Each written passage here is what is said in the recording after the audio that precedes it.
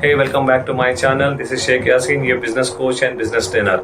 I would like to request you to subscribe to my YouTube channel, like it and share it to your contact list. And don't forget to press the bell icon below to get more updated videos. If you want to know more about me, you can visit my website, that is www.sheikyasin.com. If you need any further consultations, you can call me on 8600480074. That is 8600480074. Today I am very excited to tell you that I am going to give you the case study of Zomato. You know how Zomato, they are growing in India and globally as well. As of today, they are operating in more than 24 plus countries and in more than 10,000 plus cities globally. So in this case study, we will understand the business model of Zomato, some facts and figures about Zomato, how Zomato, they are offering such a huge discount of 35 to 40% for online food delivery system, and until when they are going to offer such a huge discounts. You might be having some questions in and around your mind saying that if Zomato is offering such a huge discount, then how they are making profit out of this business. Some people might be having their own opinion saying that maybe Zomato burning the cash amount of their respective investors, but logically it is not. So let's understand the Zomato business model. Zomato is an Indian multinational restaurant and aggregator and food startup founded in 2008.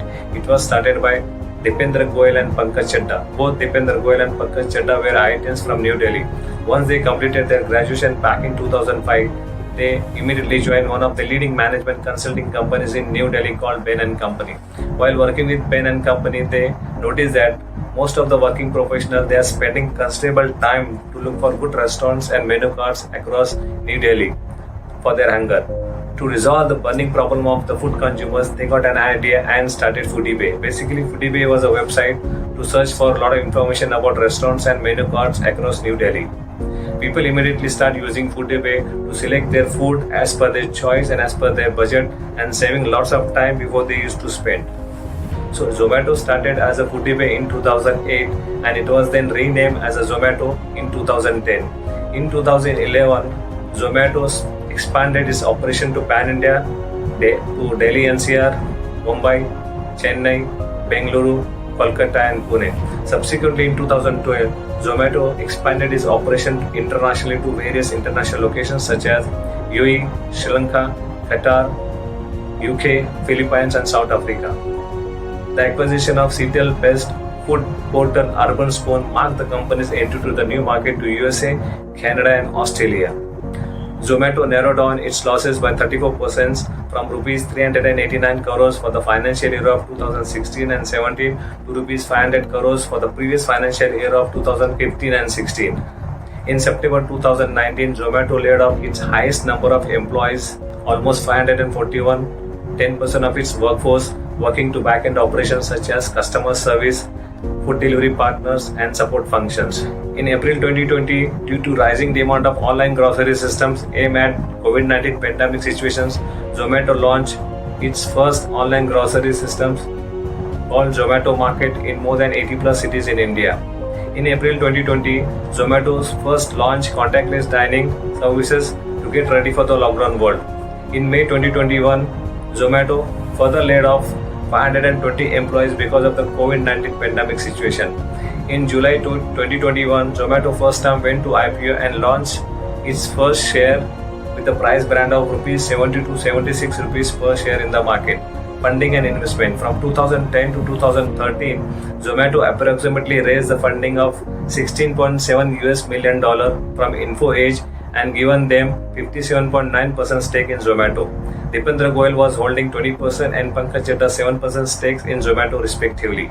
If you are interested to purchase Zomato market share, then you can visit to InfoAge India or moneycontrol.com to check their share market performance before you can buy share of Zomato.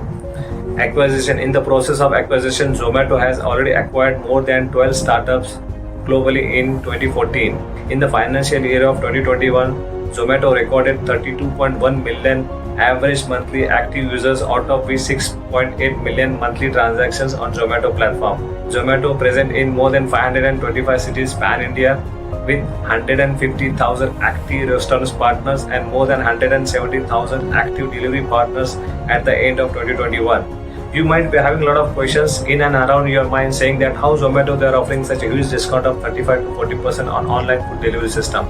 if they are offering such a huge discount, then how they are making profit out of this business? Some people might be having their own opinion, saying that maybe Zomato, they are burning the cash amount of their investors respectively in this business. Notably, not in Indian investors but global investors are also putting their hard-earned money into the Zomato business model, and they are taking a big risk because they know that in not today but in future Zomato is going to give them a good profit out of this business model, because they understood the Zomato business model precisely, and that's the reason they are taking the big risk to put their hard-earned money into the business model. So we will see the three business segment of Zomato. Let's understand three segment business model of Zomato. As per my study, Zomato, they are having three business segment model. That is, first, online food delivery services, second, marketing strategy of Zomato, third, business consultation model of Zomato. So we'll go through one by one business model of Zomato. Let's talk about the first business model of Zomato, that is food delivery services. On an average, Zomato, they are offering 30 to 40% discounts on online food delivery services. That doesn't mean Zomato, they are burning the cash amount of 30 to 40% from their respective investors. The logical answer is no, since it's a business methodology. So let's understand the chronology first. First of all, Zomato overpricing the food 15 to 20% on the food itself on the first stage. Secondly, Zomato, they are having an understanding with their restaurant partners to offer them upfront 50 to 20% on their food. However, Zomato restaurants, they are more than happy to offer such a discounts to Zomato because they know that they will get more traffic on their website, on their platform, to deliver the food to the end users, and reasonably they are saving a lot of efforts and money by not providing the dining facility to the end users, and they will reduce their day-to-day expenses. So they are much comfortable to offer such a discounts to Zomato. On this business concept, Zomato neither losing nor making any profit on online food delivery system model. Hence, it's become no profit, no loss business model for Zomato. Then the question arises, where Zomato burning the cash amount of their respective investors? But the answer is no, since it's a practical business methodology. But Zomato is having other expenses such as their employee salaries, their transportation cost, or other overheads such as Zomato app maintenance cost, Zomato data storage cost, Zomato R&D cost, Zomato customer service cost. So Zomato actually burning their investors' cash in this area. But the question again is, until when Zomato is going to burn their investors' cash with no profit? Then we'll come to second business model of Zomato, that is called Zomato marketing strategy. Let's talk about second business model of Zomato, that is marketing strategy of Zomato. However, Zomato is having a lot of marketing strategies, but we will discuss few here. Zomato is charging some amount of money to the restaurants to take that restaurants on board with Zomato platform. Secondly, Zomato, they are offering SEO services to the restaurant, that is search engine optimizations. In these services, restaurants can top list their name and favorite dishes, wherein consumer can easily find their names and dishes so that they can order on their platform. So Zomato charging some amount of money to the restaurants for the SEO services. New or existing restaurants, if they want to promote their business, they can run small ad on Zomato application to increase their visibility so that they can get more orders on Zomato platform itself. So for that reason, Zomato, they are charging some amount of money for their premium services. And restaurant, they don't mind to pay these premium services to Zomato because they know that they are getting 50 to 60% business from Zomato platform, and their dependency become more on Zomato, and they are very comfortable to pay these premium charges to Zomato to increase their revenue with less expenses. In this way, a restaurant will pay more money to Zomato to increase their visibility, to increase their business for these priority services. This second business model of Zomato is very profitable because Zomato is having very less expenses but high revenue streams, and this become very profitable business model for Zomato. So now we will talk about third business model of Zomato, that is business consultation from Zomato. Let's talk about third business model of Zomato, that is business consultation services. In this business consultation services, just imagine through online food delivery process, Zomato is having huge database for consumers across pan-India.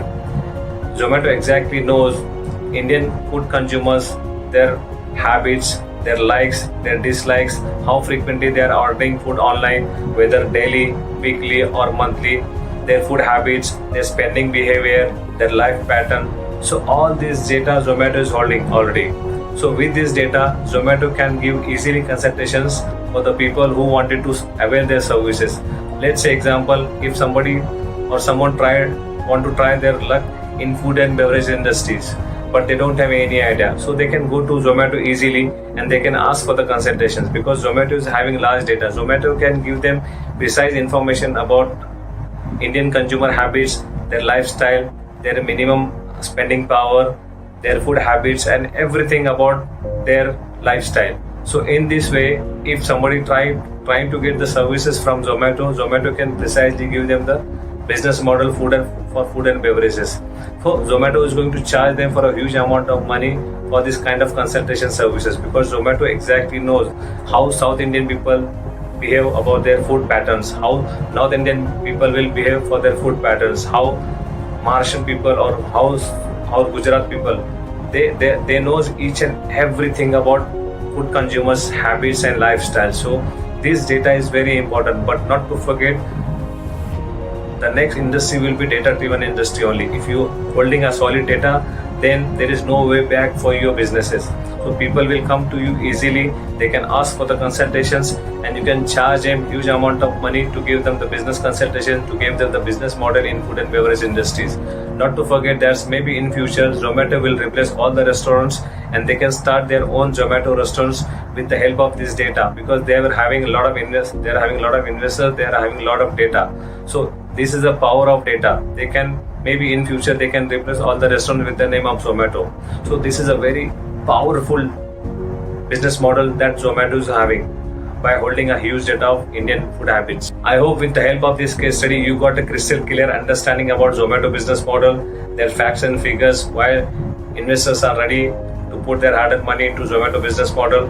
So further, I would like to request you to put your comments on the comments box. Even though if it is negative, I will take it positively.